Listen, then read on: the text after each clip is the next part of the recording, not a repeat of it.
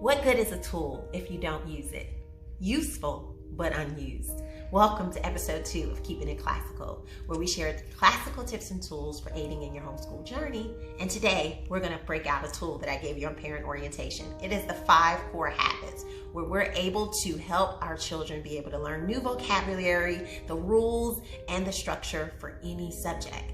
In this case, we're going to focus on naming, which we want to ask ourselves, what can I name with great attention to detail? You know, when I think about the word naming, I think about how important it must be that God would choose Adam to name all of the animals. So naming is happening all around us from the beginning years when we're naming and pointing out different objects in our home so our children will know what they're called. Now we're doing the same, but maybe with just greater detail and specificity. So what are some ways that we can practice it? Well, some of the ways we've been practicing it in community, when we name the states and capitals, when we name the parts of a sentence and essentials.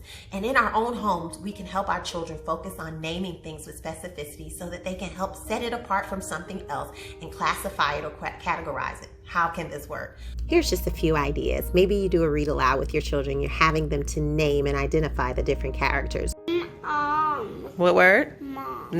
So there's a mom in the story. There's a mom in the story. Or you're making your favorite meal or recipe and they're able to name its parts and to be able to distinguish the difference between them. Maybe it is that you go on a nature walk and they identify the types of leaves on a tree. It could even be through new grammar as you're going over geography.